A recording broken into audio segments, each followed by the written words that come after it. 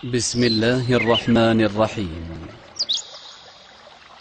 ولتكن منكم أمة يدعون إلى الخير ويأمرون بالمعروف وينهون عن المنكر وأولئك هم المفلحون. استجابة للنداء الإلهي الكريم ورغبة في تحصيل الأجر العظيم الوارد في قول الصادق المصدوق صلى الله عليه وسلم: فوالله لأن يهدي الله بك رجلا واحدا خير لك من حمر النعم.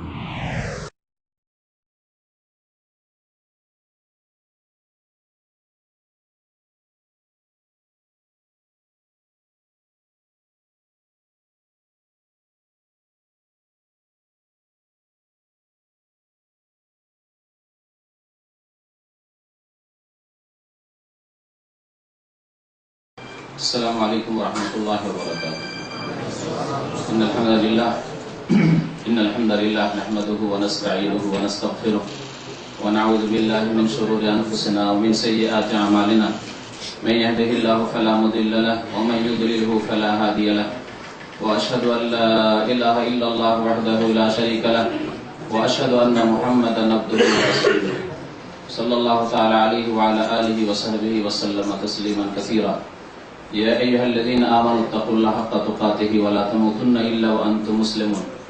يا أيها الناس اتقوا ربكم الذي خلقكم من نفس واحدة وخلق منها زوجها وبث منهما رجالا كثيرا ونساء واتقوا الله الذي تساءلون به والأرحام إن الله كان عليكم رقيبا. يا أيها الذين آمنوا اتقوا الله وقولوا قولا سديدا يصلح لكم أعمالكم ويغفر لكم ذنوبكم ومن يطع الله ورسوله فقد فاز فوزا عظيما. أما بعد فإن خير الحديث كتاب الله وخير الهدي هدي محمد صلى الله عليه وسلم وشر الأمور محدثاتها وكل محدثة بدعة وكل بدعة ضلالة وكل ضلالة في النار. أعوذ بالله من الشيطان الرجيم. بسم الله الرحمن الرحيم. إن كل شيء خلقناه بقدر. সম্মানিত ভাতৃমণ্ডলী, সম্মানিত অতিথিগণ, আল্লাহ পাক রব্বুল আলামিনের সর্বপ্রথমে যাবতীয় প্রশংসা যে আল্লাহ পাক রব্বুল আলামিন আমাদেরকে সৃষ্টি করেছেন এবং আমাদের প্রত্যেকটি বিষয়কে সুপরিমিত করেছেন। সে আল্লাহর যাবতীয় প্রশংসা যে আল্লাহ পাক রব্বুল আলামিন আমাদেরকে সঠিক পথ দেখিয়েছেন। বলুন আলহামদুলিল্লাহ। এই মর্মে আল্লাহ পাক রব্বুল আলামিন সূরা আলাই ইরশাদ করেছেন: সাব্বিহ ইসমা রাব্বিকাল আ'লা আল্লাযী খালাকা ফাসাওয়া ওয়াল্লাযী কাদ্দারা ফাহাদা। যে আল্লাহ তাকদীর নির্ধারিত করেছেন, সুপরিমিত করেছেন, মানে তাকদীর নির্ধারিত করেছেন। ফাহাদা অতঃপর দিক নির্দেশনা দিয়েছেন, রাস্তা দেখিয়েছেন। সম্মানিত ভাইরা, আজকে বিষয়বস্তু হচ্ছে তাকদীর সম্পর্কে। তাকদীর এই শব্দটি হচ্ছে আরবি শব্দ। তাকদীর যারা আরবি ভাষার সামান্য গ্রামার বুঝেন তারা ভালো করে জানেন যে এই শব্দটি হচ্ছে মাসদার কাদ্দারা ইউকাদ্দিরু তাকদীরান। কাদ্দারা ইউকাদ্দিরু থেকে মাসদার হচ্ছে তাকদীর। ওয়াল্লাযী কাদ্দারা ফাহাদা, আল্লাহ পাক বলেছেন কাদ্দারা। সেই কাদ্দারা ক্রিয়া থেকে তাকদীর হচ্ছে মাসদার, মানে যে কোনো শব্দের উৎস যাকে বলা হয় একে আরবিতে মাসদার বলা হয়। এই তাকদীর শব্দ আরবি শব্দ হলেও আমাদের কাছে খুব পরিচিত শব্দ। আমরা সবাই বাংলা ভাষায় বুঝি। যে তাকদীরকে বিভিন্ন শব্দ দিয়ে আরো ব্যক্ত করা হয়, যেমন তাকদীরকে নসিব বলা হয়। আমাদের দেশের অনেক মানুষরা বলে যে অমুক লোকের নসিব ভালো, কারণ নসিব খারাপ। শব্দটি কিন্তু আরবি। ওমা লাহু ফিল আখিরাতি মিন নসিব। নসিব শব্দ হচ্ছে আরবি শব্দ, কিন্তু একেও বাংলা ভাষাভাষী ভাইরা বুঝেন ভালো করে। এই তাকদীর বা নসিবকে বলা হয় ভাগ্য। এই ভাগ্য সম্পর্কে আজকের আলোচনা। এই বিষয়টি হচ্ছে আকীদার বিষয়, অর্থাৎ বিশ্বাসের বিষয়। ইসলামের মৌলিক যেগুলি বিশ্বাস রয়েছে সেসব বিশ্বাসের বিষয়ের একটি বিষয় হচ্ছে তাকদীর বা ভাগ্যের প্রতি বিশ্বাস। এর সম্পর্কে আলোচনা করতে গিয়ে কয়েকটি দিক নিয়ে আপনাদের সামনে আলোচনা করব। তার একটি দিক হচ্ছে এর শাব্দিক অর্থ, যা বললাম, এবং এর শরীয়তের পারিভাষিক অর্থ যা আপনাদের সামনে উল্লেখ করব, তা হচ্ছে আল্লাহ পাক রব্বুল আলামিন যা প্রত্যেক সৃষ্টির জন্য নির্ধারণ করেছেন। তাকদীর মানে নির্ধারণ করা। আল্লাহ পাক রব্বুল আলামিন প্রত্যেক সৃষ্টি, শুধু মানুষ নয়, প্রত্যেক সৃষ্টির জন্য, এমনকি আসমানের জন্য, জমিনের জন্য, অন্যান্য সৃষ্টি জগৎ, প্রাণী, সমস্ত কিছু, গাছপালা ইত্যাদি সমস্ত কিছুর জন্য যা কিছু আল্লাহ পাক নির্ধারিত করেছেন, এর নাম হচ্ছে তাকদীর।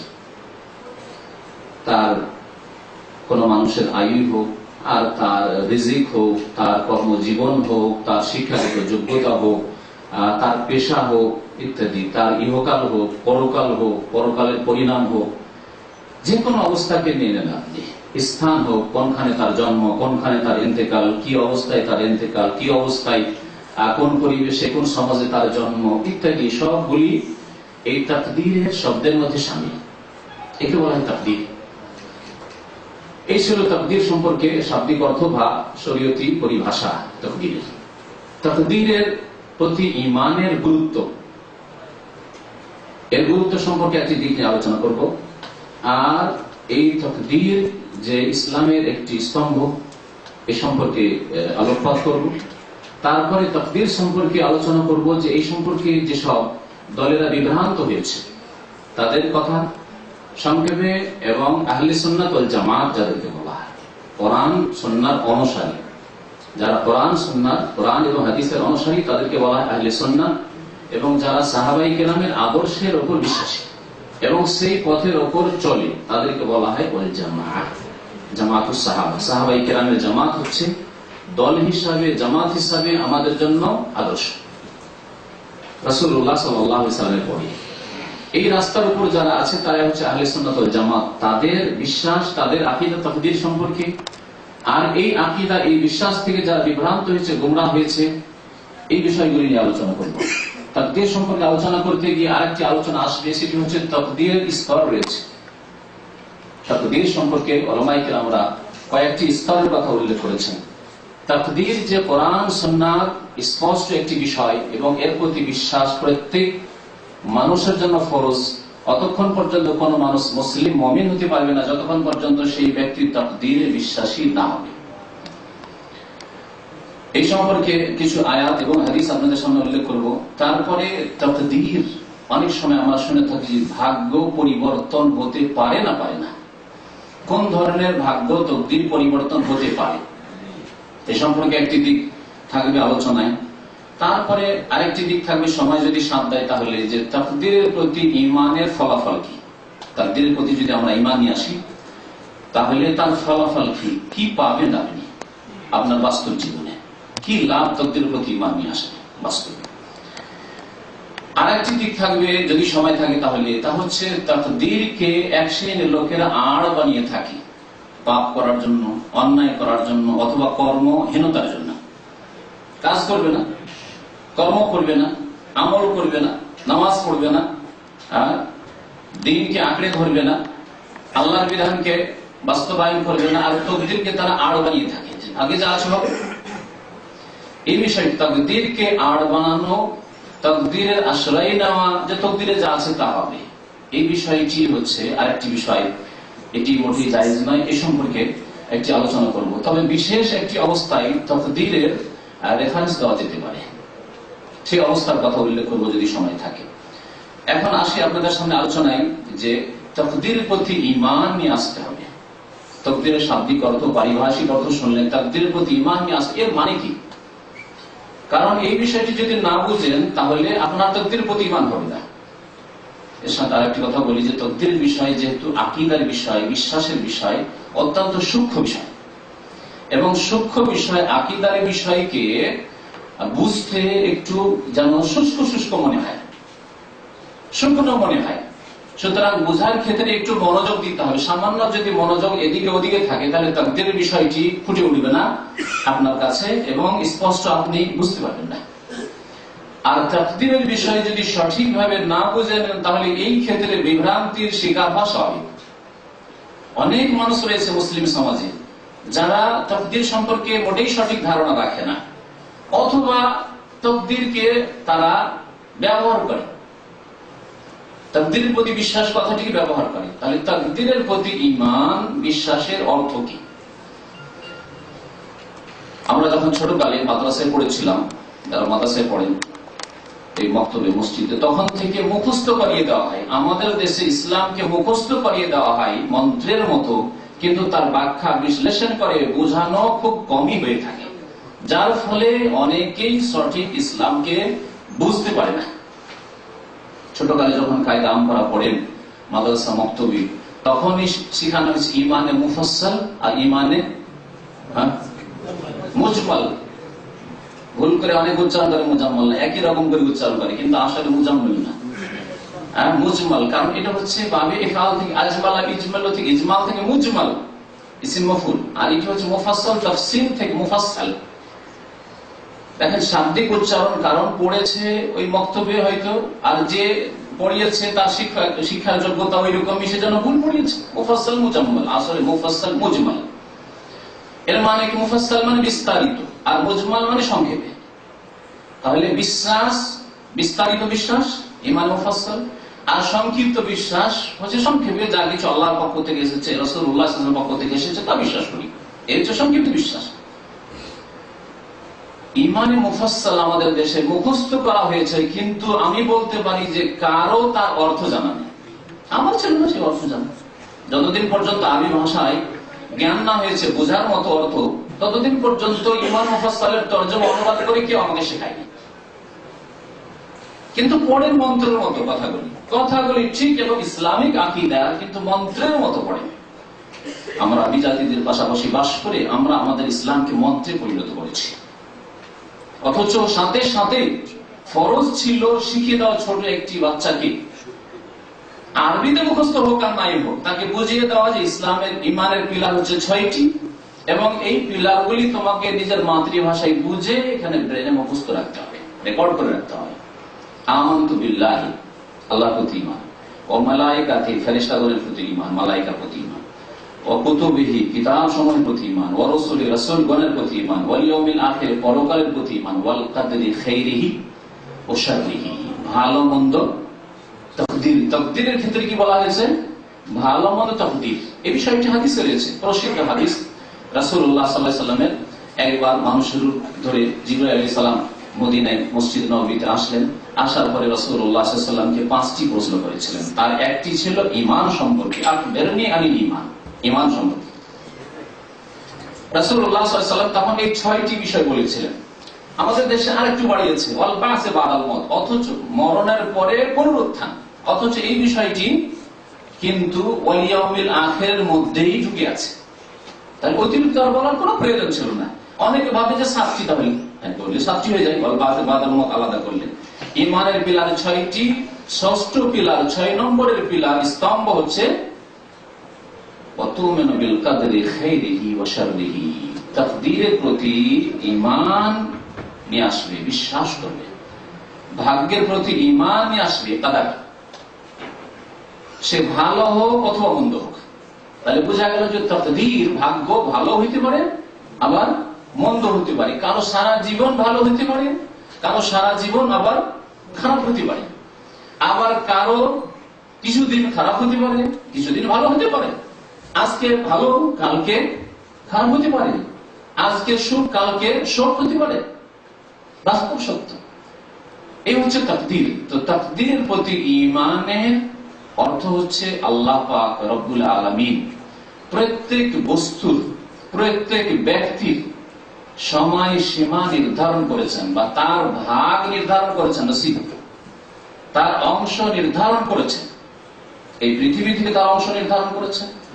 তারপরে আল্লাহ পাক রব্বুল আলামিন তার জন্য পরলৌকিক জীবনে, আখিরাতে ভাগ্য নির্ধারণ করেছেন, স্থান নির্ধারণ করেছেন, সময় নির্ধারণ করেছেন, যদি জাহান্নামে যেতে হয় কতদিন, আর যদি জান্নাতে যায় আবার জাহান্নাম থেকে উঠে আসবে নাকি, শাস্তি থাকে, সেই শাস্তিও নির্ধারণ করেছেন আল্লাহ পাক রব্বুল এসব নির্ধারণ করেছে। এই কথার প্রতি বিশ্বাস, এর নাম হচ্ছে তাকদীর। এই একটি বিষয় যে বিশ্বাস করতে হবে, তাহলে মানুষের ভাগ্য, মানুষের অংশ আল্লাহর পক্ষ থেকে নির্ধারিত রয়েছে, নির্ধারিত রয়েছে। আল্লাহ পাক রব্বুল আলামিন এতে থেকে ফারিগ হয়ে গেছেন ভাগ্য নির্ধারণ করে, একটি বিষয়। তারপরে আরেকটি অত্যন্ত গুরুত্বপূর্ণ বিষয় আছে, সেটি হচ্ছে আল্লাহ পাকের পক্ষ থেকে আপনার ভাগ্যে যা আসবে তার উপর সন্তুষ্টি প্রকাশ করা, যাকে বলা আর রিজা বিল কাদার, তাকদীরের প্রতি রাজি থাকা। আজকে সুখে আছেন, সুখে থাকলে তো রাজি হবে, কিন্তু যেদিন দুঃখে, স্ত্রী মারা গেছে, ছেলে মারা গেছে, আম্মা মারা গেছেন, হ্যাঁ, আজকে বেতন পেলেন খুব খুশি, কিন্তু কালকে কাজ করলেন বেতন পেলেন, ব্যবসা করলেন কিন্তু লস খেয়ে গেলেন, ক্ষতিগ্রস্ত হলেন, বিদেশে আসার চেষ্টা করলেন কিন্তু ক্ষতিগ্রস্ত হয়ে গেলেন, ইত্যাদি। সুখে থাকেন আর শোকে থাকেন, যে অবস্থায় থাকেন তাতে সন্তুষ্টি প্রকাশ করতে হবে। অভিযোগ চলবে না। অভিযোগ করবেন কার কাছে? যদি কোনো মানুষ বলে যে ভাই আমার তকদির খারাপ, আমি কেন এই পৃথিবীতে এসেছিলাম, কেন এই এমন হইল, তার মানে সেই ব্যক্তি মহান রব্বুল আলামিন যিনি স্রষ্টা তার কমপ্লেন করলো, তার বিরুদ্ধে অভিযোগ করলো, তার সাধারণ একটি গোলামের কাছে আসে। যদি একজন দেশের নায়ক হন, মালিক হন, অথবা কোন প্রতিষ্ঠানের মালিক, আর তার বিরুদ্ধে অভিযোগ কোথায় করে? ওই যে মালিক প্রতিষ্ঠানের তার এক দাসের কাছে, তার অফিসের ক্লিনারের কাছে অভিযোগ করে, তাহলে সেই মালিক পছন্দ করবে? কখনো না। আল্লাহ পাক রব্বুল আলামিন, আমরা সবাই বান্দা, সুতরাং একজন ব্যক্তি যদি তার তাকদীর খারাপ হয়, সারো হইল, তুমি বিল কাদার খাইরিহি ওয়া শাররিহি, আজকে ভালো হইল না তাকদীর, আমার জীবনে লাভবান হতে পারলাম না, শিক্ষিত হতে পারলাম না, হ্যাঁ, সুখী হতে পারলাম না, আর্থিক সচ্ছলতা আসলো না, ইত্যাদি। তার জন্য যদি হাবুদাস করে আর অভিযোগ করে, যদি মানুষকে বলে বেড়ায়, তাহলে যেন সে রব্বুল আলামিনের বিরুদ্ধে, সারা বিশ্বের যিনি মালিক তার বিরুদ্ধে তার গোলামের কাছে, দাসের কাছে অভিযোগ করলাম, আল্লাহ পাক অসন্তুষ্ট হবে। সুতরাং তাকদীরের প্রতি ঈমান যেমন বিশ্বাস করতেন আল্লাহর পক্ষ থেকে নির্ধারিত আছে, তেমনি তার সাথে সাথে সুখে থাকেন আর দুঃখেই থাকেন, সন্তুষ্ট থাকতে হবে, সন্তুষ্ট চিত্তে কবুল করে নিতে হবে যে আল্লাহ যা করেছেন তাতে রহস্য রয়েছে, আলহামদুলিল্লাহ আলা কুল্লি হাল। এই যে নবী করিম সাল্লাল্লাহু আলাইহি সাল্লামের কাছে যদি কোনো সুখের খবর আসতো, তাহলে বলতেন আলহামদুলিল্লাহিল্লাযী বিনি'মাতিহি তাতিম্মুস সালিহাত, সে আল্লাহরই যাবতীয় প্রশংসা, লাখ লাখ শুকরিয়া, যার অনুগ্রহে ভালো কাজ সম্পাদিত হয়।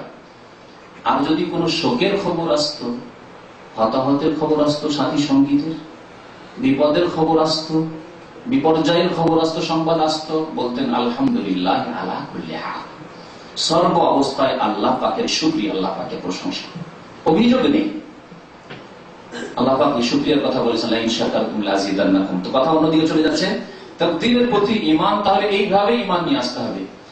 তাকদীরের প্রতি ঈমান নিয়ে আসার ক্ষেত্রে মনে রাখবেন যে তাকদীর আল্লাহর পক্ষ থেকে নির্ধারিত আছে। এর দলিল একটি আয়াত কোরআনে কারীমের সূরা কামারের 49 নম্বর আয়াত আমি পাঠ করেছি আপনাদের সামনে। আল্লাহ পাক ইরশাদ করেছেন, ইন্না কুল্লা শাইইন খালাকনাহু বিকাদার, নিশ্চয় আমি আল্লাহ প্রত্যেক বস্তুকে সৃষ্টি করেছি বিকাদার, তার তাকদীরের সাথে। বিকাদার, সুপরিমিত ভাবে আল্লাহ সৃষ্টি করেছেন। আল্লাহ পাক কুল্লা ইনসানি, প্রত্যেক মানুষের কথা শুধু বলেননি, এতে শুধু মানুষ আর জিন, প্রত্যেক বস্তু, সেই ইন্না কুল্লা শাইইন খালাকনাহু, প্রত্যেক বস্তুকে আমি সৃষ্টি করেছি বিকাদার, তাকদীরের সাথে। তাহলে প্রত্যেক বস্তুর আল্লাহ তাকদীর নির্ধারিত করেছেন। আসমান জমিন কতদিনের জন্য সৃষ্টি হয়েছে এবং কতদিন থাকবে, তারপর ধ্বংস হয়ে যাবে। পাহাড় পর্বত কতদিনের জন্য সৃষ্টি হয়েছে আর কখন ধ্বংস হয়ে যাবে, কোথায় কি ঘটবে আর না ঘটবে, সমস্ত কিছু আল্লাহ পাক সৃষ্টি করেছেন তাকদীরের সাথে। ইন্না কুল্লা শাইইন খালাকনাহু বিকাদার। আপনার বাড়িতে ছাগল বকরি আছে, আপনার বাড়িতে বিড়াল আছে, কুকুর আছে, সেসবেরও ভাগ্য আল্লাহ পাক নির্ধারণ করেছেন। কুল্লা শাইইন আল্লাহ পাক বলেছেন। তো তাকদীর আল্লাহর পক্ষ থেকে নির্ধারিত। নবী করিম সাল্লাল্লাহু আলাইহি ওয়াসাল্লামের বহু হাদিস রয়েছে এই মর্মে। এক দুটি হাদিস শোনাই। সহিহ মুসলিমে একটি হাদিস রয়েছে, তাতে রয়েছে রাসূলুল্লাহ সাল্লাল্লাহু আলাইহি ওয়াসাল্লাম ইরশাদ করেছেন যে কাতাবাল্লাহু মাকাদিরাল খালাইক ক্বাবলা আন ইয়াখলুকাস সামাওয়াতি ওয়াল আরদা বি50,000 সানা ওয়া কানা আরশুহু আলাল মা। আল্লাহ পাক রব্বুল আলামিন সৃষ্টি জগতের খালায়েক মাখলুকাত সমস্ত সৃষ্টি জগতের তাকদীর মাকাদির তকদীর লিখে রেখেছেন। ক্বাবলা আন ইয়াখলুকাস সামাওয়াতি ওয়াল আরদ, আসমান এবং জমিন সৃষ্টি করার 50,000 বছর পূর্বে। বি50,000 সানা, ক্বাবলা আন ইয়াখলুকাস সামাওয়াতি ওয়াল আরদা বি50,000 সানা, 50,000 বছর আগে আসমান সৃষ্টি জমিন সৃষ্টির 50,000 বছর আগে আল্লাহ পাক প্রত্যেক বস্তু কি রেখেছেন? তাকদীর লিখে রেখেছেন। ওয়া কানা আরশুহু আলাল মা, আল্লাহ পাক রব্বুল আলামিনের ছিল না আসমান, ছিল না জমিন, তখন তার আরশ ছিল পানির উপর। তাহলে বোঝা গেল যে তার আগে পানি ছিল, পানি তার আগে ছিল। তাহলে পানি আসমান জমিনের আগে আল্লাহ পাক তাকদীর লিখে রেখেছেন। এটা স্পষ্ট প্রমাণিত হয় এই হাদিস দ্বারা। সহিহ মুসলিম শরীফের হাদিস। আরেকটি হাদিস মুসনাদ আহমদে রয়েছে, তিরমিজিতে আরো বিভিন্ন হাদিস রয়েছে। নবী করিম সাল্লাল্লাহু আলাইহি ওয়াসাল্লাম ইরশাদ করেছেন ইন্না আউওয়ালা মা খালাকাল্লাহুল কালাম, নিশ্চয় আল্লাহ পাক রব্বুল আলামিন সর্বপ্রথম কি সৃষ্টি করেছেন? কলম সৃষ্টি করেছেন। আমাদের দেশের বিদাতপন্থী ভাইরা আল্লাহ পাক তাদেরকে হিদায়াত করেন এবং সঠিক কথা বোঝার তৌফিক দান করেন এবং তাদেরকে কোরআন সুন্নাহ থেকে আল্লাহ এবং তার রাসূল সাল্লাল্লাহু আলাইহি ওয়াসাল্লাম থেকে নেওয়ার তৌফিক দান করেন, আর এখান সেখান থেকে নেই। তারা বলে প্রথম নবীর নূর পয়দা হয়েছে, আর একটি জাল কথা বয়ান করে আউয়াল মা খালাকাল্লাহুন নূরি। এটি কোন হাদিসই নাই, কোন হাদিসের কিতাব নেই, কোন হাদিসের কিতাবে নেই। সিহাহ সিত্তা যে বলা হয় এইসব হাদিস তো দূরের কথা, কোন হাদিসের কিতাবে নেই, জাল কথা। রাসূলুল্লাহ সাল্লাল্লাহু আলাইহি ওয়াসাল্লাম হাদিস মুসনাদ আহমদ, তিরমিজি আরো কয়েকটি হাদিস রয়েছে, তাতে কি বলছেন? ইন্না আউওয়ালা মা খালাকাল্লাহুল কালাম, নিশ্চয় আল্লাহ পাক রব্বুল আলামিন সর্বপ্রথম সৃষ্টি করলেন কলম। কলম আল্লাহ পাক সৃষ্টি করলেন। ফাকালা লাহু উকতুব, আল্লাহ কলমকে বললেন তুমি লেখো, লিখো। কলম বলছে রব্বি মাযা আকতুবু, হে রব, হে প্রতিপালক, হে আল্লাহ, কি লিখবো? নবী করিম সাল্লাল্লাহু আলাইহি ওয়াসাল্লাম ইরশাদ করেছেন, আল্লাহ পাক বললেন কলমকে সম্বোধন করে যে উকতুব মাকাদিরা কুল্লি শাইইন ইলা ইয়াউমিল কিয়ামাহ, প্রত্যেক বস্তুর তাকদীর লেখো, ভাগ্য লিখো কিয়ামত পর্যন্ত। কিয়ামত পর্যন্ত। আর কখন লেখা হয়েছে? আসমান জমিন সৃষ্টির 50,000 বছর পূর্বে। আসমান জমিন সৃষ্টি তাহলে 50 বছর আগে আল্লাহ কলম সৃষ্টি করেছেন, আর কলম সৃষ্টি করে লিখতে বলেছেন। রাসূলুল্লাহ সাল্লাল্লাহু আলাইহি ওয়াসাল্লাম বলেছেন ওয়া মা ইয়ানতিকু আনিল হাওয়া ইন হুয়া ইল্লা ওয়াহয়ুন ইউহা। আল্লাহ পাক ইরশাদ করেছেন সূরা নাজমে যে রাসূলুল্লাহ সাল্লাল্লাহু আলাইহি ওয়াসাল্লাম আমাদের মতো খেয়াল খুশি অনুমান ভিত্তিক কথাবার্তা বলতেন না। বিশেষ করে দিনের ক্ষেত্রে আর দিন মানুষের কাছে পৌঁছে দেওয়ার জন্য, আল্লাহ প্রদত্ত বিধান মানুষকে জানিয়ে দেওয়ার জন্য আল্লাহ পাক তাকে রাসূলকে প্রেরণ করেছেন। নিজের খেয়াল খুশি করে কথাবার্তা বলতেন। ইন হুয়া ইল্লা ওয়াহয়ুন, যে কোনো কথা বলতেন তা হতো ওয়াহি, ইউহা, যা তার কাছে ওহী করা হতো, তাকে জানিয়ে দেওয়া হতো, তারপরে বলতেন। তিনি বলেছেন এসব কথা। এছাড়াও বহু হাদিস রয়েছে তাকদীর সম্পর্কে। তাকদীর সম্পর্কে আরেকটি বিষয় আলোচনা করব, তা হচ্ছে তাকদীরের 4টি স্তর আছে। আমরা এ সম্পর্কে নলেজই রাখি না, তবে সাধারণ মানুষ যদি তাকদীরকে যেভাবে প্রথমখানে বললাম বিশ্বাস করে যে তাকদীরের প্রতি আমার ঈমান আছে এবং তাকদীরের প্রতি আমি সন্তুষ্ট, আল্লাহ সুখে রাখলে সন্তুষ্ট আর দুঃখে রাখলে সন্তুষ্ট, আল্লাহ যে অবস্থায় রাখে আমি সন্তুষ্ট, তাহলে সেই ব্যক্তি তাকদীরের প্রতি বিশ্বাস, সে মুমিন। তবে বিস্তারিত যদি সে জানে তাহলে তার ঈমান বৃদ্ধি পাবে। যার যত বেশি নলেজ থাকবে সে তত বেশি সতর্ক সাবধান হবে, তার কর্ম তত বেশি ভালো হবে। আমি এই মর্মে একটি উদাহরণ দিই। যদি বড় বড় শহরে যেসব ছোটখাটো গলি রয়েছে সেসব গলি সম্পর্কে আপনার নলেজ থাকে, যে জায়গাগুলিতে ছিনতাই হয়, রাজধানী হয়, ডাকাতি হয় জানা থাকে, তাহলে আপনি যদি সেই শহরে ঘুরেন আপনার কোনো ভয় নেই, জানা আছে কোন গলিতে যাওয়া যাবে আর কোনখানে যাওয়া যাবে না, কোনখানে গেলে আপনি নিরাপদ থাকবেন আর কোনখানে নিরাপত্তা নেই, সুতরাং আমি বেঁচে থাকবো, তাই না? ইসলাম সম্পর্কে যদি সঠিক ভালো করে জ্ঞান থাকে তাহলে আপনার ঈমান ওই রকম নিরাপদ শয়তান থেকে। শয়তান আপনাকে বিভ্রান্ত করতে পারবে না। তাহলে তাকদীরের এই স্তরগুলি যদি বিস্তারিত জানা থাকে, কখনো শয়তান সংশয় সৃষ্টি করতে পারবে না।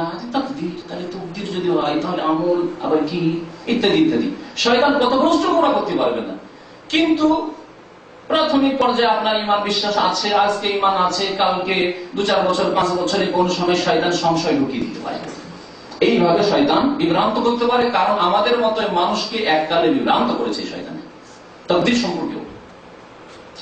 তো এই তাকদীরের স্তরগুলি কোরআন এবং হাদিস দ্বারা প্রমাণিত। কোরআন কারীমের আয়াত রয়েছে।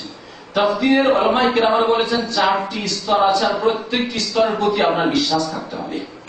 প্রথম স্তর তাকদীরের হচ্ছে যে আল্লাহ পাক রব্বুল আলামিন সমস্ত বস্তু সম্পর্কে, সমস্ত ব্যক্তি সম্পর্কে সৃষ্টি করার পূর্বে থেকে, আজল থেকে, মানে তার কোনো আদি অন্ত নেই। আজল থেকে বলার অর্থ আমাদের সেই কথাটি বুঝে না, আজল থেকে মানে প্রথম থেকে, এর কোনো শুরু নেই।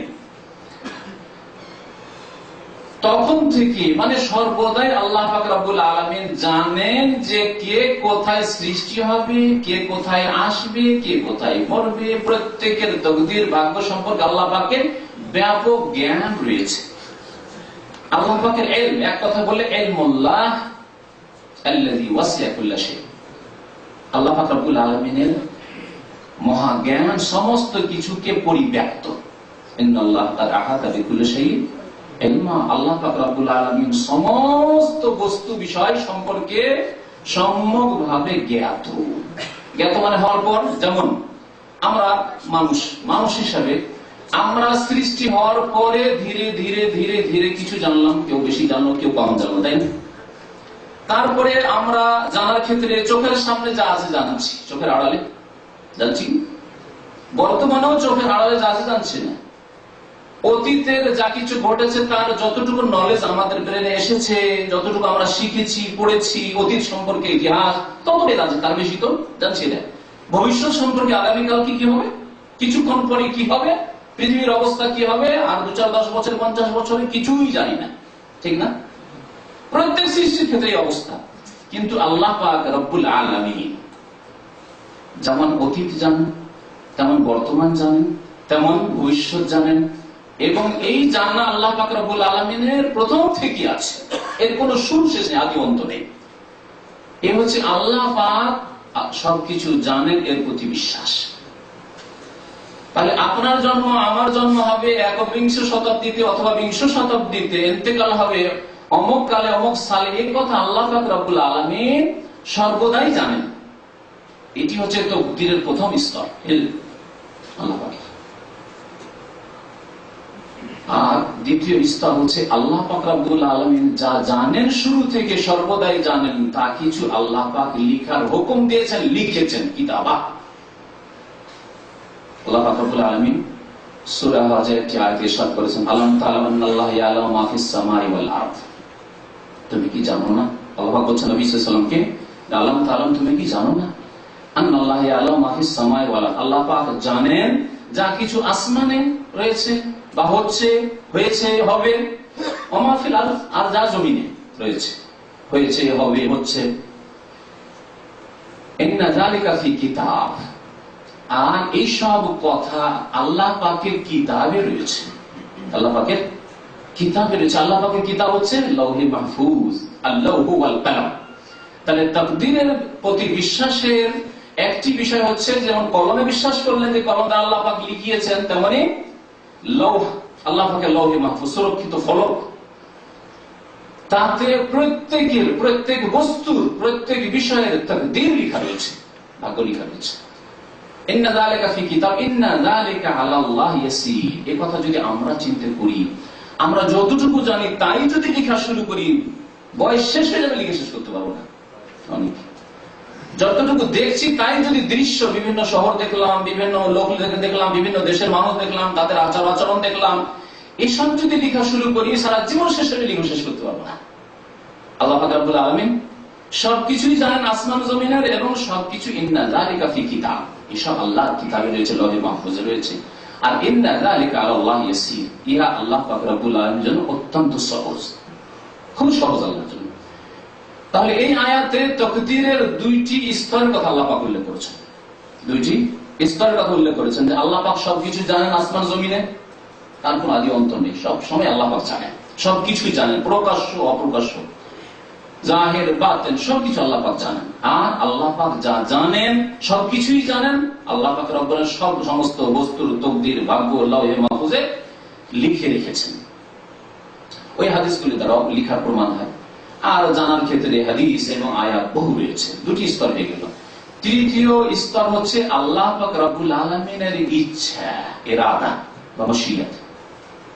তৃতীয় স্তর আল্লাহ পাক রব্বুল আলামিন যা ইচ্ছা করেছেন তা সৃষ্টি করেছেন, যখন যাকে ইচ্ছা করেছেন তখন তাকে সৃষ্টি করেছেন, যখন যে বস্তু আল্লাহ ইচ্ছা করেছেন তখন সেই বস্তু করেছেন, যখন যে উন্নতি দেওয়ার কথা তখন সেই উন্নতি দিয়েছেন। আজকে সায়েন্স এবং টেকনোলজির যুগ, আল্লাহ পাক এই উন্নতি যখন ইচ্ছা করেছেন তখন দিয়েছেন।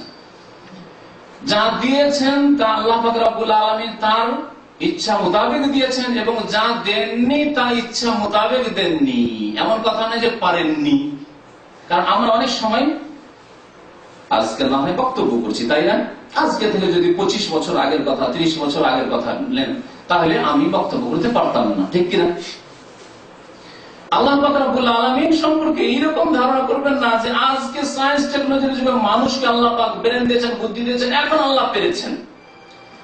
আর আজকে থেকে 1400 বছর আগে নবী করিম সাল্লাল্লাহু আলাইহি ওয়াসাল্লামের জামানায় আল্লাহ পাক হয়তো অপারগ ছিলেন, তাই না? আল্লাহ ইচ্ছা করলে তখনই দিতেন এরোপ্লেন, কিন্তু আল্লাহ ইচ্ছা করেননি। নবী করিম সাল্লাল্লাহু আলাইহি ওয়াসাল্লামের প্রসিদ্ধ হাদিস, মাশা আল্লাহ কানা ওয়া মা লাম ইয়াশা লাম ইয়াকুন। আল্লাহ যা চেয়েছেন তা হয়েছে পৃথিবীতে, যখন যা চেয়েছেন তাই হয়েছে, এবং যা আল্লাহ পাক চাননি তা হয়নি। আল্লাহ পাক রব্বুল আলামিন যে কোনো সময় সক্ষম, কিন্তু আল্লাহ পাক রব্বুল ইচ্ছা মোতাবেক যখন যা ইচ্ছা করেন তখন তা দিয়ে থাকেন। আল্লাহ পাক আজ আপনার রিজিককে, রুজিকে আল্লাহ প্রশস্ত করেছেন, আজকে আল্লাহ চেয়েছেন। আল্লাহ আপনাকে আজকে সৎ বানিয়েছেন, নামাজি বানিয়েছেন, ধার্মিক বানিয়েছেন, আল্লাহ পাক রব্বুল আলামিন চেয়েছেন। আল্লাহ পাক রব্বুল আলামিন যখন চাননি তখন হয়নি।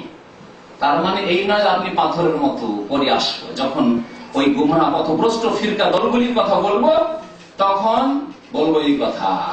আমাদের চাওয়া রয়েছে, কিন্তু আল্লাহর চাওয়া রয়েছে। আমাদের চাওয়া আল্লাহ পাকের চাওয়ার আন্ডারে। ভালো করে বুঝে নেন, আমরা কি চাই না?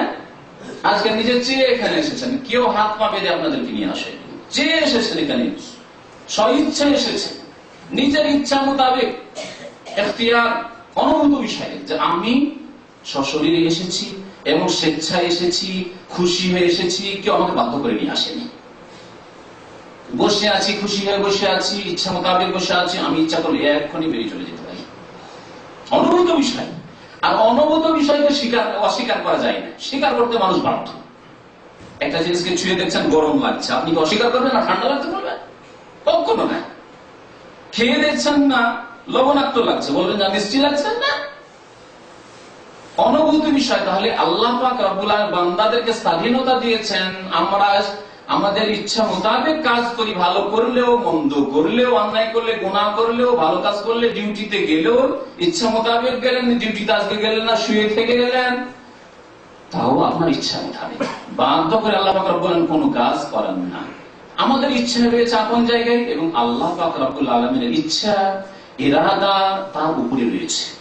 এজন্য আমরা একটি সূরা আয়াতে আল্লাহ পাক ইরশাদ করেছেন, ওয়া মা তাশাউনা ইল্লা আইয়াশা আল্লাহু রাব্বুল আলামিন।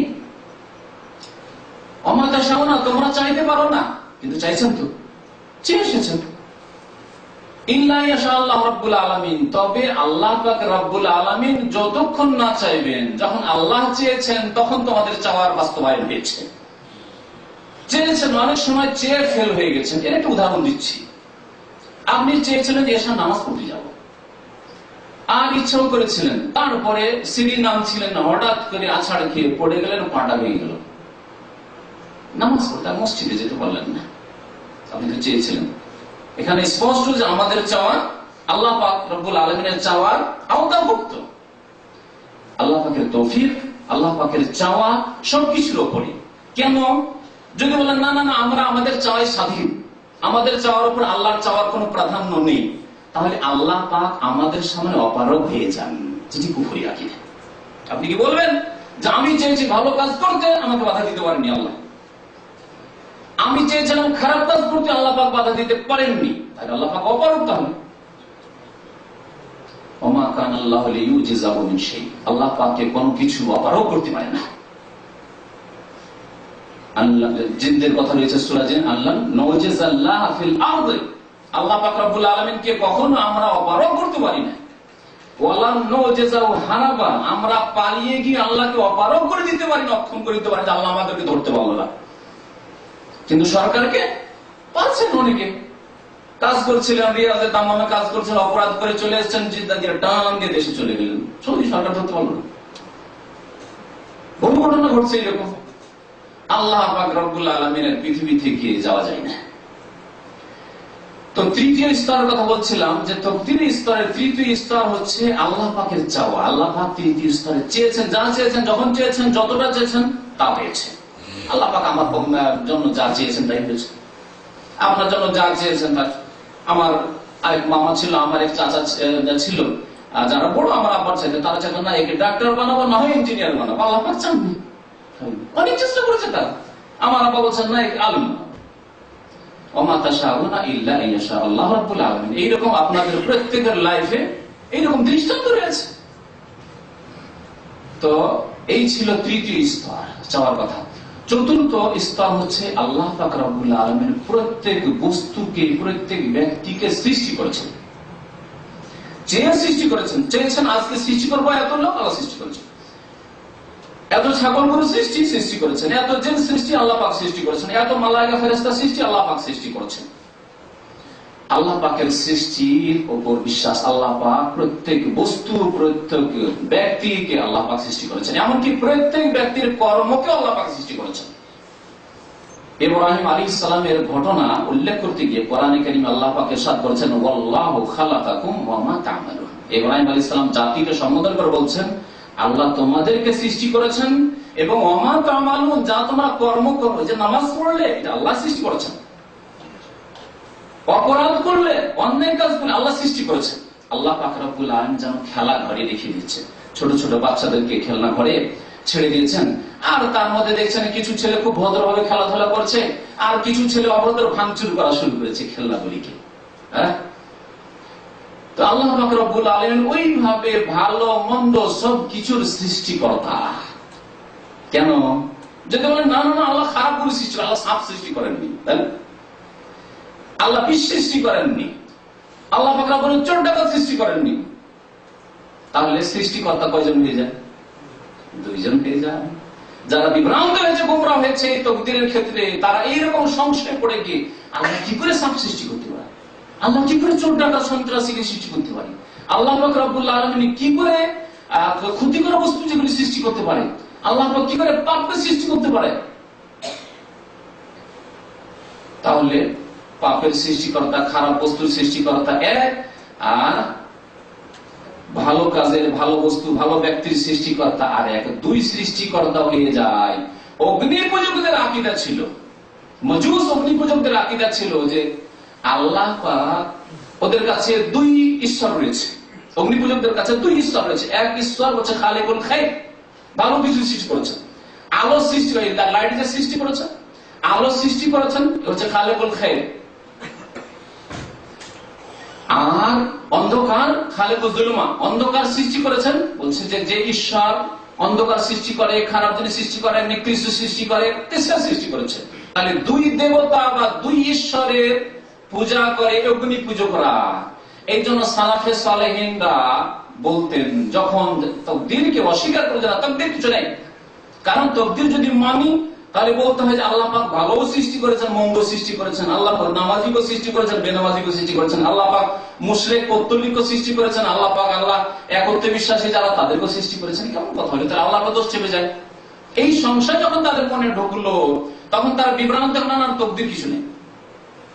সালাফে সালেহিনরা তখন বললেন তাদের সম্পর্কে যে আল কাদরিয়াতু মাজুসু হাযিহিল উম্মাহ, তাকদীরকে অস্বীকারী যারা, তারা হচ্ছে এই উম্মতের, এই মুসলিম জাতির অগ্নি পূজক, মজুস।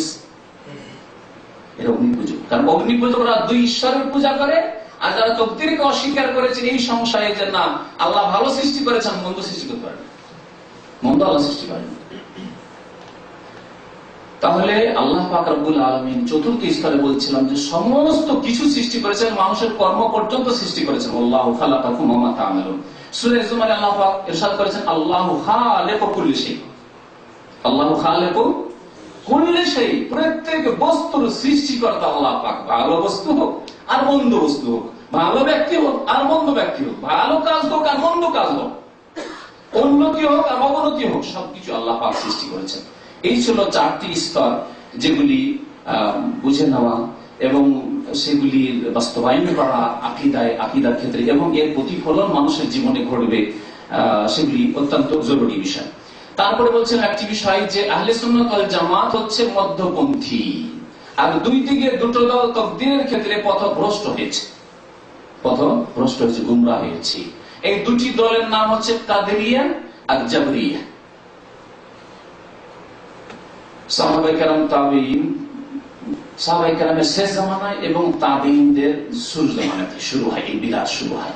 আর প্রথম শুরু হয় এই বিরাট এই পথভ্রষ্টতা, এই গুমরাহি শুরু হয় বাসরা শহর থেকে। ইরাক সর্বদা ফিতনার দেশ, যুগে যুগে বহু ইতিহাস ইরাকে রয়েছে। তার মধ্যে একটি হচ্ছে এই ভ্রান্ত আকীদা, তাকদীরকে অস্বীকার করার আকীদা, এই ইরাকের বাসরা শহর থেকে শুরু হয়। এর দলিল কোন মুখস্থ কথা না বলে আপনাকে রেফারেন্স বলি, মুসলিম শরীফের হাদিস, খুব বড় হাদিস রয়েছে। সহিহ মুসলিমে হাদিস রয়েছে, ইয়াহইয়া ইবনে ইয়ামর বর্ণনাকারী তাবেঈ এবং আব্দুর রহমান হুমায়দ ইবনে আব্দুর রহমান আল হিমিয়ারি, এই দুইজন প্রখ্যাত তাবেঈ বাসরা শহরে তারা থাকতেন। তারা দেখলেন যে কিছু লোকেরা বাসরাতে তাকদীর সম্পর্কে আলোচনা সমালোচনা শুরু করলো। তাকদীর আবার কি? না, তাকদীর নেই, যা কিছু করছি। আল্লাহ পাক এসব নির্ধারণ করেননি, কারণ নির্ধারণ করে দিলে আল্লাহ দোষ চেপে যান, না দোষ চাবো না, আমরাই করছি যা করছি। হ্যাঁ, আল্লাহকে বেশি পবিত্র করতে গিয়ে আরো বেশি পথভ্রষ্টতায় গিয়ে বেশি বড় করতে পড়েছে। তো ওখানে একজন তাদের পথভ্রষ্ট নেতা, তার নাম হচ্ছে মা'বাদুল জুহানী। আউয়ালু মান তাকাল্লামা বিল কাদারি ফিল বাসরাতে মা'বাদুল জুহানী। জুহাইনা বংশ, আরব গোত্র, যারা মদিনার আশেপাশে বসবাস করত, তারা চলে গেছিল হিজরত করে হয়তো বাসরায় গিয়ে মা'বাদ আল জুহানী নামক এক ব্যক্তি প্রথম তাকদীর সম্পর্কে সমালোচনা করা শুরু করে। তাকদীর নাই। এই দুই তাবেঈ এই সংশয়ের অবস্থায় যখন একটা দল, গুমরাহ পথভ্রষ্ট দল তৈরি হতে লাগলো, তার অনুসারী তৈরি হতে লাগলো, তারা বললেন যে একবার যাই, মক্কা মদিনা যাই, হজের মৌসুমে অথবা উমরায় যাই, হজে অথবা উমরায় গিয়ে সেখানে গিয়ে যদি রাসূলুল্লাহ সাল্লাল্লাহু আলাইহি ওয়াসাল্লামের কোন সাহাবীকে পেয়ে যাই, তাহলে আমাদের এই সংশয় দূর করব এবং এই সম্পর্কে ইসলামের বিধান জিজ্ঞেস করব, যাতে করে আমাদের জন্য আরো বিষয়টি স্পষ্ট হয়ে উঠে আর পথভ্রষ্টকারী আমাদেরকে পথভ্রষ্ট না করতে পারে।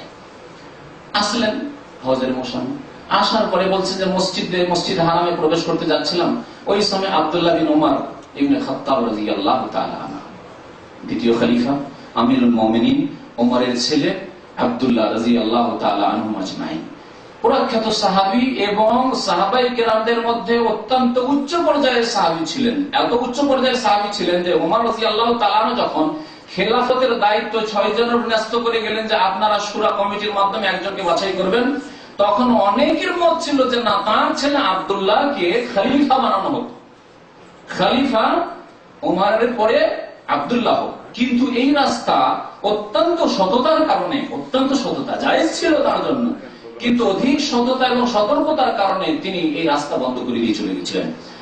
আব্দুল্লাহ বিন ওমর রাদিয়াল্লাহু তাআলা এই পর্যায়ের সাহাবী ছিলেন। ওমর রাদিয়াল্লাহু তাআলা বলেছেন, দেখো তোমরা 6 জনে পরামর্শ করবে শুরা, দেখবে যে কাকে খলিফা বানানো যেতে পারে আমার পরে। আর যদি তিনজন ভাগ হয়ে এইদিকে 3 জন ওইদিকে 3 জন, তাহলে ফয়সালা কে দেবে, কোন দিক ভারী হবে? তখন আমার ছেলে আব্দুল্লাহর পরামর্শ নিয়ে সে আব্দুল্লাহ বিন ওমর রাদিয়াল্লাহু তাআলার সাথে সাক্ষাৎ করে ডানে একজন হয়ে গেলেন, বামে একজন হয়ে গেলেন। তারপরে জিজ্ঞাসা করা শুরু করলেন, কি বলেছিলেন শোনেন এদের সম্পর্কে। যখন ওখানে চলে যাবে, অর্থাৎ বাসরায় যাবে, তখন ফাখবিরহুম, তাদেরকে জানিয়ে দিও যে আমি আব্দুল্লাহ বিন ওমর রাসূলুল্লাহ সাল্লাল্লাহু আলাইহি সাল্লামের সাহাবী, প্রবীণ সাহাবী এবং রাসূলুল্লাহ সাল্লাল্লাহু আলাইহি সাল্লামের শ্যালক হাফসা রাদিয়াল্লাহু তাআলা উম্মুল মুমিনিনের ভাই, আর দ্বিতীয় খলিফা ওমরের ছেলে, আমি বলছি আন্নী বারিউম মিনহুম, আমি তাদের থেকে সম্পর্ক ছেদের ঘোষণা করেছি যারা তকদিরকে অস্বীকার করেছে বসরায়।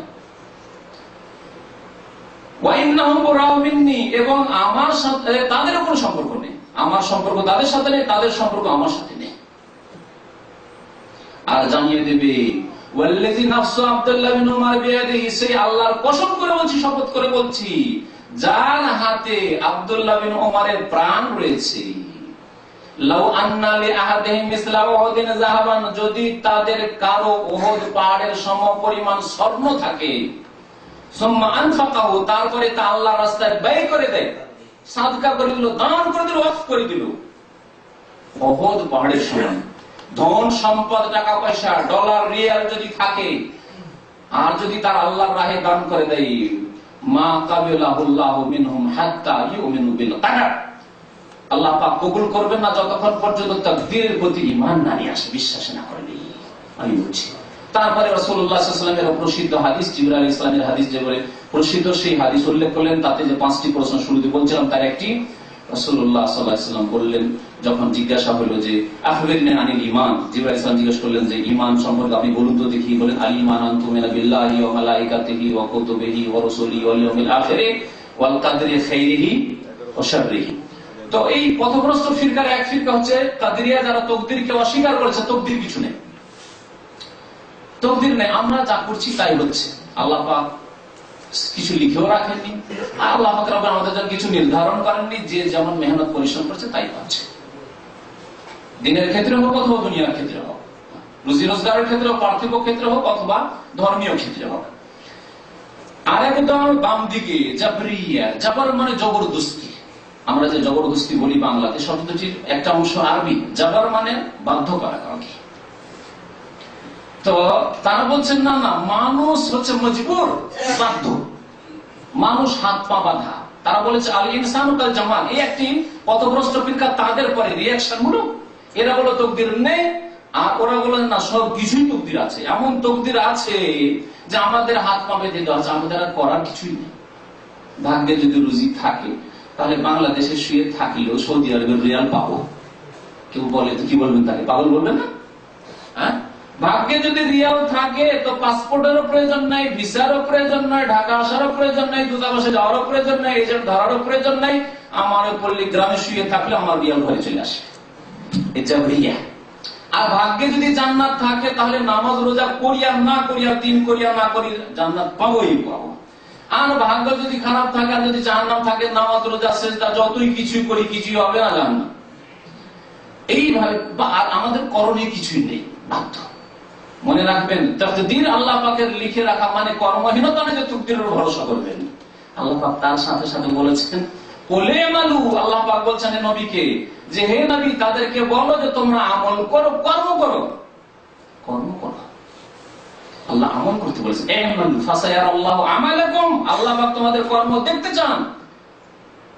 একই সাথে পড়াশোনা করেছেন, আপনি পড়ে উচ্চ শিক্ষিত হয়ে মাশাআল্লাহ বিদেশে এসেছেন, ডাক্তার ইঞ্জিনিয়ার হয়েছেন, আলেম হয়েছেন। আর একজন আপনার সাথে ক্লাসমেট ছিল, পড়াশোনা করেনি, ঘোরাফেরা করেছে, খেলাধুলা করেছে, বাবার কথা শুনেনি, মায়ের কথা শুনেনি, চায়ের গর্ব থেকে গেছে। কর্ম আল্লাহ করতে বলেছেন। আগে থেকে তকদিরে কি আছে আপনি কি জানেন? বন্ধ বক্সে তকদির আছে, আর তার উপরে ভরসা করে থেকে গেলেন, কর্ম কেন করলেন না? কর্ম করতে হবে। তো তারা বলে না, আমরা হচ্ছি পাথরের মতো, পাথরকে যদি রেখে দেন কোন জায়গায়, জিদ্দা একটা পাথর রেখে দেন, কোনদিন হাজার হাজার বছর পরে নিজে থেকে এই জিদ্দা থেকে কে কোনদিন মক্কা যেতে পারবে? পাথর কখনো যেতে পারবে না। ও জিদ্দাতে তো জিদ্দাতেই থাকবে। বলছে মানুষ ওই রকমই, আল ইনসানু কাল জামাল। কত পথভ্রষ্ট! কাদেরিয়া পথভ্রষ্ট, তকদিরকে অস্বীকার করে। আর জাবরিয়া বলছে তকদিরই সবকিছু, কর্মের আর কোন লাভ নেই কর্ম করে। এরা পথভ্রষ্ট হলো। আহলে সুন্নাত ওয়াল জামাত বলছেন যে তোমরা আমল করো, কর্ম করো, তদবীর করো, আর তাকদীর আল্লাহ পাক নির্ধারণ করেছে তোমাদের জন্য। আবু বকর সিদ্দিক রাদিয়াল্লাহু তাআলা হাদিস শোনায়, কয়েকটি হাদিস রয়েছে এই মর্মে। আবু বকর সিদ্দিক রাদিয়াল্লাহু তাআলা একবার জিজ্ঞাসা করলেন যে রাসূলুল্লাহ মুসলিম আহমদ হাদিস রয়েছে যে মানুষ যেসব কাম করছে এসব কাজকর্ম কি লিখা আছে, আল্লাহ পাক লিখে রেখেছেন না লেখা টিখা নেই, যা হচ্ছে হচ্ছে।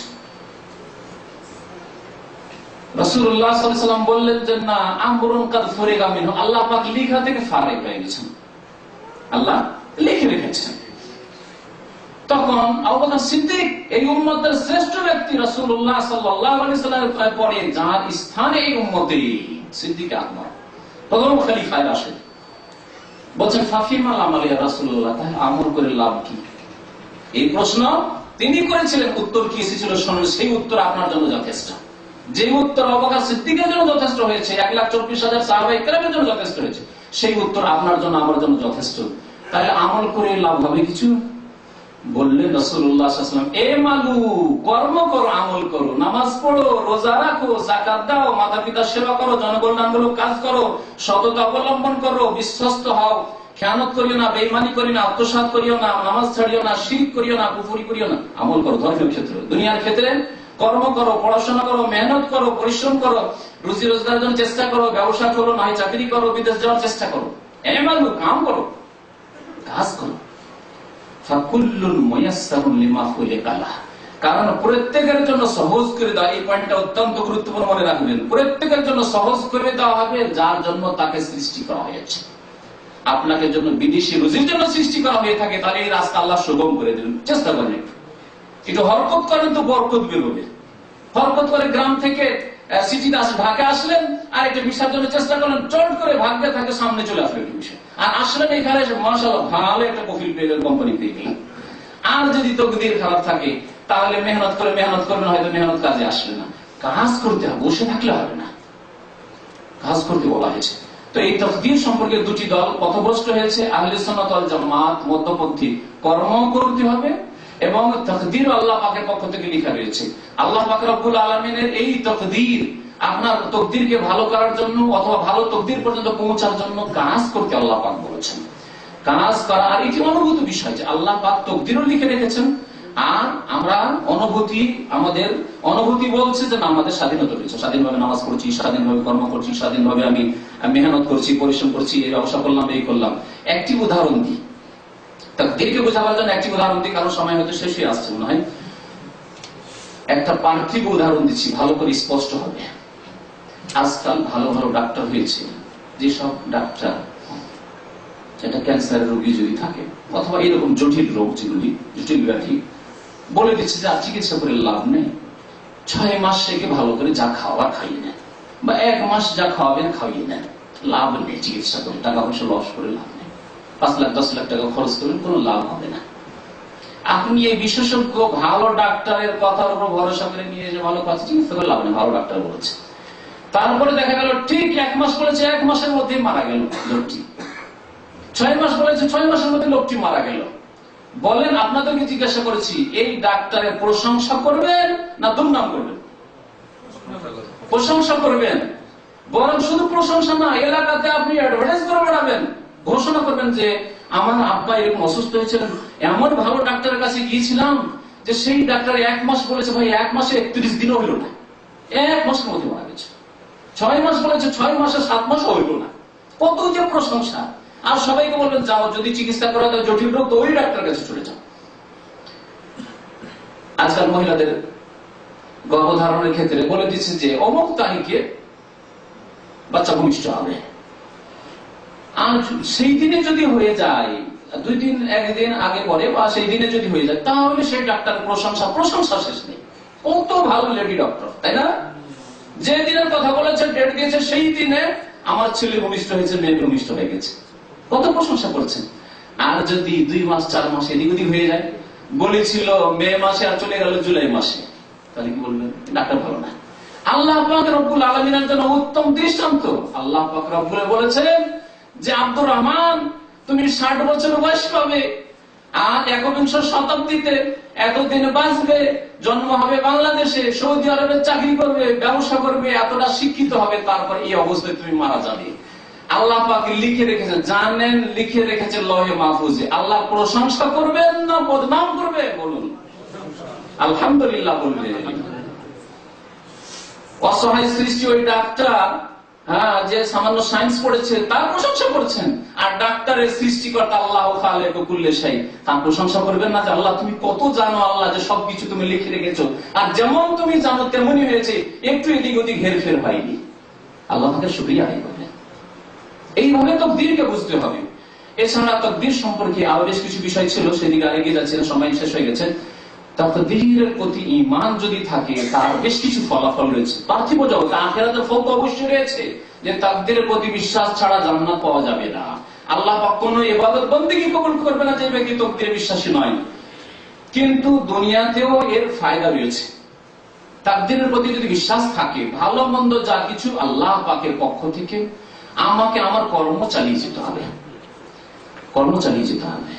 আচ্ছা, এই ক্ষেত্রে এই ফলাফলের সাথে আরেকটি কথা বলে দিই, সময় শেষ হয়ে যাবে সেই জন্য, যে তাকদীরকে আমরা আড় বানাই শুধু ধর্মীয় ক্ষেত্রে, পাপ করার ক্ষেত্রে অথবা ফরজ ওয়াজিব আদায় করবো না, আল্লাহ গফুর রহিম, ভাগ্যে যদি জান্নাত থাকে তো আল্লাহ দিবে, নামাজ পড়বে না, ভাগ্যে যদি জান্নাত থাকে পেয়ে যাবো, তাই না? বলে না? পাপ করবে, অন্যায় কাজ করবে, ভাগ্যে থাকলে জান্নাত পেয়ে যাবো, ফিল্ম দেখলে কি হবে, আর পাপ করলে কি হবে, অন্যায় কাজ মদ খেলে কি হবে, ভাগ্যে জান্নাত থাকলে পেয়ে যাবো। পাপ করার ক্ষেত্রে আর ধর্মীয় ক্ষেত্রে শুধু তাকদীরকে আড় বানায়। আর যদি তাকে বলা হয় এক কাজ করো, তাহলে ভাগ্যে যদি থাকে তো রুজিও পেয়ে যাবে, রিয়াল ডলারও পেয়ে যাবে, তুমি বাড়িতে গিয়ে বসো, বাড়িতে গিয়ে বসো, শুয়ে থাকো। কখনো করবে? কোন পাগল ওই কাজ করবে না। যে পাগল কিছু বুঝে, বোধ শক্তি সামান্য আছে, আধা পাগল, সেই কাজ করবে না যে না কাজ করবো, দুনিয়ার কাজ কর্ম ছেড়ে দিয়ে বসে থাকি। তাহলে দুনিয়ার ক্ষেত্রে কেউ এইরকম জাহেল মূর্খ না, দিনের ক্ষেত্রে, ধর্মীয় ক্ষেত্রে, ইবাদত বন্দেগীর ক্ষেত্রে এখানে কে কেন জাহেল মূর্খ হয়ে যায়, তাকদীরকে আড় বানানোর চেষ্টা করে? কখনো না। তো বলছিলাম যে তাকদীরের প্রতি যে ঈমান থাকে, তাই আল্লাহ পাক রব্বুল আলামিনের প্রতি ঈমান বৃদ্ধি হবে, এবং আল্লাহ পাক যা কিছু করেছেন তাতে হিকমত রয়েছে, রহস্য রয়েছে। কেমন কেমন রহস্য রয়েছে? একটা উদাহরণ দিই। আপনার একটা ছেলে, একটি ছেলে মাত্র, আর সেই ছেলেটি 2 বছর বয়সে, 1 বছর বয়সে মারা গেল। ওহ, কত যে কষ্ট যার একটি ছেলে আর মারা গেছে, সে বুঝে। ওটা হয়তো আমরা বুঝাতে পারবো না বাস্তবে। কিন্তু যদি তাকদীরের প্রতি বিশ্বাস থাকে তো বলবেন আলহামদুলিল্লাহ। কি বলবেন? ইন্না লিল্লাহি ওয়া ইন্না ইলাইহি রাজিউন বলবেন। এটাও শুকরানা, ইন্না লিল্লাহ, যা কিছু দিয়েছেন আল্লাহ পাক, ছেলেটি দিয়েছেন, এটি কার? এটি আল্লাহ। এমনকি আমিও আল্লাহ, ওয়া ইন্না ইলাইহি রাজিউন, এবং নিশ্চয় আল্লাহর কাছে ফিরে যেতে হবে। আজকে আমার ছেলে গেছে, কালকে আমাকে যেতে হবে। এবং আলহামদুলিল্লাহ বলবেন। আলহামদুলিল্লাহ কেন বলবেন? কেন বলবেন শুনে আপনাকে। খেজর আলাইহিস সালাম আর মুসা আলাইহিস সালামের ঘটনায় একটা ছেলেকে খেজর আলাইহিস সালাম কি করেছিলেন? মেরে ফেলেছিলেন না? বাহ্যিক কত অপরাধ, কত বড় অপরাধ বাহ্যিক, চিন্তা করুন। একটা নবী, এখন আল্লাহওয়ালা ব্যক্তি, আমাদের এই ভাই সাহেব, আমাদের এই শেখ সাহেব যদি একটা ছেলেকে মেরে দেয়, চরম অপরাধ, তাই না? কিন্তু আল্লাহ পাক রব্বুল আলামিন এই তাকদীরকে বোঝানোর জন্য যে আল্লাহ পাকের প্রত্যেকটি কাজে রহস্য আছে, হিকমত আছে, তত্ত্ব আছে, এই কথা বুঝিয়ে দেওয়ার জন্য খেজর এবং মুসা আলাইহিস সালামের 3টি দৃষ্টান্ত শুধু রেখেছেন। তার মধ্যে একটি এই হত্যা করার ঘটনা। হাদিসে কি বলা হয়েছে? যে এই ছেলে যদি থাকতো, কোরআনে কারিমে বলা হয়েছে ফাখাশিনা আইয়ুরিকাহুমা তুগয়ানা ওয়া কুফরা। খেজর আলাইহিস সালাম বলছেন যে আমার আশঙ্কা হলো যে এই ছেলে যদি বড় হয়, আর সহিহ বুখারী শরীফ হাদিসে রয়েছে যে এই ছেলের জন্মই হয়েছে কুফরির উপর, তো বিয়া কাফের, এর প্রকৃতি হচ্ছে কুফরি আর অবাধ্যতা, আল্লাহর অবাধ্যতা, মানুষের অবাধ্যতা, মাতা-পিতার অবাধ্যতা। এই ছেলে যদি বড় হয় আল্লাহ পাকের সাথে কুফরি তো করবেই করবে, মানুষকে কষ্ট দেবে, জাতিকে কষ্ট দেবে, মাতা পিতাকে কষ্ট দেবে। আপনার ছেলে বড় ডাকাত হয়, আর আপনার সামনে ওই ছেলেকে হাত পা বেঁধে যদি সরকারি লোকেরা পুলিশ নিয়ে আসে, আর তার জন্য যদি আপনাকেও ধরে নিয়ে যায়, কি অবস্থা হবে তখন? বলে আল্লাহ এই জন্মিত তাই ভালো হতো, বলবেন না? আল্লাহ এই ছেলে নাই জন্মিত বা ছোটতে মরে যেত তাই ভালো হতো, অবশ্যই বলবেন। যখন ছেলেটি 1 বছর 2 বছর বয়সে আপনার মারা গেল, আপনি তো জানেন না যে রহস্য কি আছে। তাকদীরের প্রতি বিশ্বাস এবং সন্তুষ্টি, আলহামদুলিল্লাহ, আল্লাহ তোমার কোন হিকমত অবশ্যই আছে, কোন হিকমত অবশ্যই আছে। এই ফায়দা আছে যদি তাকদীরের প্রতি বিশ্বাস করেন। তাকদীরের প্রতি যদি বিশ্বাস করেন, মানসিক শান্তি পাবেন। এই জন্য মুসলিম জাতি অমুসলিমদের সাথে তুলনা করলে তুলনামূলক সারা বিশ্বে আত্মহত্যার ঘটনা অমুসলিমদের মধ্যে সবচেয়ে বেশি, মুসলিমদের মধ্যে সবচেয়ে কম। আরেকটি কথা শুনে রাখেন, আর গরিব দুঃখীরা দুঃখের কারণে, আর্থিক অসচ্ছলতার কারণে আত্মহত্যা করে না। আত্মহত্যার পরিসংখ্যান আমার কাছে রয়েছে, কারণ এর উপর আমি একটি আর্টিকেল লিখেছি আরবি ভাষায়। তো এই আর্টিকেলে দেখা গিয়েছে যে দুনিয়ার মধ্যে সবচাইতে ধনী দেশগুলিতে আত্মহত্যার ঘটনা বেশি ঘটছে। কারণ তাকদীরের প্রতি বিশ্বাস নেই, আল্লাহর প্রতি বিশ্বাস নেই, আল্লাহর হিকমত রহস্যের প্রতি বিশ্বাস নেই। তারা বড় আয়েশ আরামে থাকে, এয়ার কন্ডিশনে থাকে, তাদের টাকা পয়সা ডলারের অভাব নেই। ইউরোপ, আমেরিকা, জাপানের মতো দেশ, যেগুলো উন্নত দেশ, সেসব দেশে, চীনের মতো দেশ, সেই সব দেশে সবচেয়ে বেশি আত্মহত্যা মুসলিম দেশে অত্যন্ত কম। কারণ মুসলিম জাতি ইমানের দিক দিয়ে দুর্বল হলেও তাদের তুলনায় অনেকটাই ভালো এবং ইমান আছে এখনো কিছু, আলহামদুলিল্লাহ। তো এই তাকদীরের প্রতি ইমান থাকলে মানসিক শান্তি হবে। বেতন পেলাম না, কাজ করলাম, 1 মাস বেতন পেলাম না, আলহামদুলিল্লাহ। আল্লাহ যদি চাকরি না দিতেন, আলহামদুলিল্লাহ, তকদীরে নেই, ভাগ্যে নেই। চুরি হয়ে গেল, টাকা পয়সা 10,000 দিয়ে বাড়ি যাওয়ার জন্য, দেশে চুরি যাওয়ার জন্য প্রস্তুত হচ্ছিলেন, ওই অবস্থায় টাকাটা চুরি হয়ে গেল। স্বর্ণ কিনেছিলেন, চুরি হয়ে গেল, আলহামদুলিল্লাহ। যদি আল্লাহ পাক নাই দিতেন, অনেককে তেমনি আল্লাহ পাক বলেন। তো এইভাবে তাকদীরের প্রতি ইমানের পার্থিব অনেক উপকারিতা রয়েছে। আল্লাহ পাক রব্বুল আলামিন যেন আমাদেরকে হক কথা বোঝার তৌফিক দান করেন এবং সত্যের প্রতি আমল করার তৌফিক দান করেন। আল্লাহ পাক রব্বুল আমাদের গুনাহ খাতা যেন মাফ করে দেন। একটি কথা বলবো, শুধু তাকদীরকে কর্ম করার আগে আড় বানালে চলবে না, কিন্তু একটি দুর্ঘটনা ঘটে যাওয়ার পর, যেমন আপনি ড্রাইভিং জানেন না আর গাড়ি চালাতে শুরু করলেন। কেন চালাবেন? আপনি ড্রাইভিং জানেন না, ঠিক না? কিন্তু আপনি একজন ভালো ড্রাইভার, সতর্কভাবে গাড়ি চালাচ্ছেন, দুর্ঘটনা ঘটে গেছে। দুর্ঘটনা ঘটে যাওয়ার পরে যদি আপনাকে কেউ তিরস্কার করে, আপনার বাবা এসে তিরস্কার করছে, আপনার বড় ভাই এসে তিরস্কার করছে যে তুমি মূর্খের মতো গাড়ি চালাও, গাড়ি চালাতে জানো না, এই করো সেই করো, কেন এরকম করলে, তুমি অত বড় অ্যাক্সিডেন্ট করে দিলেন না, এটি করা ঠিক নাই। এর দলিল বুখারী শরীফ হাদিসে রয়েছে, মুসা আলাইহিস সালাম আর আদম আলাইহিস সালামের এই তাকদীর নিয়ে কথোপকথন, তর্ক বিতর্ক ওই আত্মার জগতে আসমানে ইল্লিনে আল্লাহ পাক রব্বুল আলামিনের সামনে দুইজনের তর্ক বিতর্ক। মুসা আলাইহিস সালাম বলছেন, আনতা আদম আবুনা, আপনি আমাদের পিতা আদম আলাইহিস সালাম, আল্লাযী আখরাজতা মিনাল জান্নাহ, আমাদেরকে জান্নাত থেকে বের করে, নিজে তো বের হয়েছেন, আমাদেরকে দুনিয়াতে বের করে দিয়েছেন, কত কষ্ট করতে হচ্ছে, মেহনত করতে হচ্ছে, কত কষ্টের জীবন, জান্নাতে আরামে থাকতাম, কি করেছেন আপনি? তিরস্কার করা শুরু করেছেন আদম আলাইহিস সালাম। আদম আলাইহিস সালামকে মুসা আলাইহিস সালাম, আদম আলাইহিস সালাম বলছেন, আনতা মুসা, তুমি মুসা ওই কালিমুল্লাহ, বনি ইসরাঈলদের মুসা? বলছে হ্যাঁ। আচ্ছা মুসা, তুমি জানো তাকদীর কখন লেখা হয়েছে? যে তাকদীর আগে লেখা হয়েছে। তাকদীর মানুষকে সৃষ্টি করা, আদম কি আসমান জমিন সৃষ্টি করার 50,000 বছর আগে লেখা হয়েছে। তখন আদম আলাইহিস সালাম বলছে, আচ্ছা বলো, যেটি আসমান জমিন সৃষ্টির 50,000 বছর আগে লেখা হয়ে গেছে, তার মধ্যে তো এটাও লেখা ছিল যে আদম আলাইহিস সালামকে জান্নাতে রাখা হবে, হাওয়াকে রাখা হবে, আবার বের করা হবে। ভুল করলে একটু ভুলে যাবে আর বের করা হবে, তাহলে আমার কি দোষ হইল? আমার কি দোষ হইল? ওই হাদিসের শেষখানে রয়েছে, রাসূলুল্লাহ সাল্লাল্লাহু আলাইহি ওয়াসাল্লাম বলছেন, সুতরাং আদম আলাইহিস সালাম মুসা আলাইহিস সালামের উপর জিতে গেলেন, তর্কে বহাসে জিতে গেলেন। কেন জিতলেন? আপনি এরকম জিতবেন নাকি? নামাজ পড়েন না, কর্ম করেন না, বাবা বলে যে কর্ম করো, চাকরি করো, পড়াশোনা করো, না, ভাগ্যে যদি থাকে মাস্টার ডিগ্রি, তো মাস্টার ডিগ্রি এমনি পেয়ে যাবে, নিতে হবে নাকি? না, কর্ম করার পরে মেহনত করলেন, পরিশ্রম করলেন, তারপরে ফেলিয়ার হলেন, হইল না, তখন বলবেন যে যাক, ভাগ্যে যা ছিল তাই।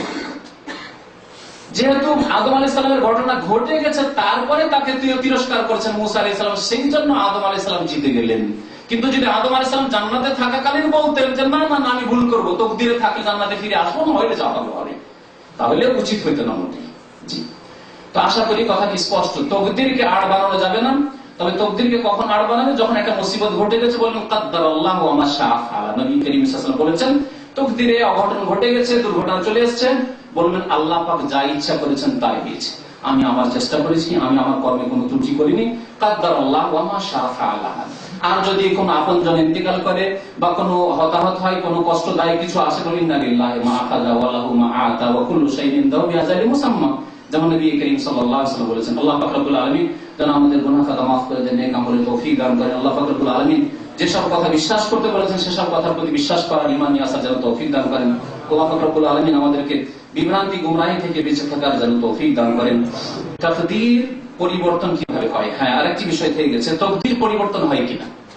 তাকদীরের বেশ উলামায়ে কেরামরা বলেছেন, কারণ একটি হাদিস আছে যে সহিহ হাদিস, তিরমিজিতে রয়েছে, আর বিভিন্ন হাদিস, লা ইয়াবদুল কাদা ইল্লা দুআ, দুয়াতে তকদির পরিবর্তন হয়ে যায়। ওয়ালা ইয়াজিদু ফিল উমরি ইল্লাল বির, আর যদি মাতা পিতার সেবা করেন, আত্মীয় স্বজনদের সাথে সদাচরণ করেন, তাহলে বয়স বৃদ্ধি হয়। বয়স বৃদ্ধি হলো তকদির পরিবর্তন। তকদির পরিবর্তন, এই হাদিস প্রমাণ করে যে তকদিরে পরিবর্তন আসে। এই জন্য উলামায়ে কেরামরা বলেছেন যে তকদির দুই প্রকার আছে, তকদিরে মুআল্লাক আর তকদিরে মুবরাম। আল্লাহর অকাট্য ফয়সালা যে আপনার বয়স 70 বছর, আপনি এই অবস্থায় মারা যাবেন, আল্লাহর যদি অকাট্য ফয়সালা থাকে, অকাট্য ফয়সালা আছে, সেটাই হবে। যেমন আল্লাহর অকাট্য ফয়সালা হচ্ছে যে প্রত্যেক মানুষ বা প্রত্যেক প্রাণী মারা যাবে, তাই না? এখন কি এর ব্যতিক্রম ঘটবে? কেউ যদি দোয়া করে আল্লাহ তুমি আমাকে মারিও না, আল্লাহ দুনিয়া যাবে যা, কিন্তু আমি যেন নাম বলি, আমি যেন বেঁচে থাকি কিয়ামত পর্যন্ত, হবে? কোনোদিন হবে না, কারণ এটি আল্লাহর অকাট্য ফয়সালা যে মানুষ পৃথিবী থেকে মারা যাবে। এবং আমাদের সাধারণত বয়স 60, 70, 80, 100, 200, 250 বছর সাধারণত আগে জামানায় পাওয়া যাবে না। তাকদীর অকাট্য তাকদীরকে বলা হয় তাকদীর মুবরাম। আর কিছু তাকদীর মুআল্লাক মানে ঝুলন্ত অবস্থায় আছে, হ্যাঙ্গিং অবস্থায়, তার মানে শর্ত সাপেক্ষ। যেন বেশ কিছু বিষয় আমাদের লাইফে আল্লাহ পাক রব্বুল আলামিন লিখে রেখেছেন যে এই লোকটি যদি মাতা পিতার ভালো সেবা করে, জনকল্যাণমূলক কাজ করে, যদি মানুষের সাথে সদাচরণ করে, আত্মীয়দের সাথে ভালো ব্যবহার করে, তাহলে এর বয়স বাড়িয়ে দেওয়া হবে, 60 থেকে 70 করে দেওয়া হবে, 60 থেকে 70 করে দেওয়া হবে। আর যদি এসব কাজ না করে তাহলে 60, তাহলে ঝুলন্ত অবস্থায় আছে। এই লোকটি যদি দোয়া করে আল্লাহ আমাকে তুমি হেফাজত করি, আল্লাহ আল্লাহ মাহফাজান বাইনা আইদিনা ওয়া মিন খালফিনা দোয়া করে, আর সুবহানাল্লাযী সাখখারানা হাযা পড়ে গাড়িতে চাপলাম, আল্লাহ পাকে লিখে রেখেছেন এই লোকটি যদি দোয়া করে গাড়িতে চাপিয়ে বের হয় তাহলে দুর্ঘটনা হবে না, বা বেঁচে যাবে দুর্ঘটনায়। আর যদি দোয়া না পড়ে, দোয়া না করে, তাহলে অ্যাক্সিডেন্টে দুর্ঘটনা, বড় দুর্ঘটনা হবে, বা মারা যাবে বা আহত হবে।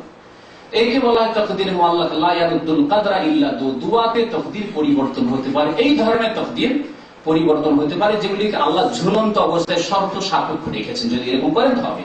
আর কিছু উলামায়ে কেরাম বলেছেন যে বয়সের ক্ষেত্রে বয়স বাড়ে না, মানে বাহ্যিক এরকম 60 থেকে 70 হয়ে যাবে অথবা 80 হয়ে যাবে, মাতা পিতার সাথে সদাচরণ করলে, আত্মীয়দের সাথে সদ্ব্যবহার করলে, এমনটা হবে না। তবে আভ্যন্তরীণ দিক থেকে বয়স বৃদ্ধি হয়। কেমন আভ্যন্তরীণ বয়স বৃদ্ধি হওয়া? এটাকে বুঝায়, আমরা যদি 500 বছর বাঁচি, আমরা যদি 500 বছরও বাঁচি, তবুও ইমাম বুখারী রাহমাতুল্লাহ আলাইহির মতো খেদমত করতে পারবো না, পারবো কি?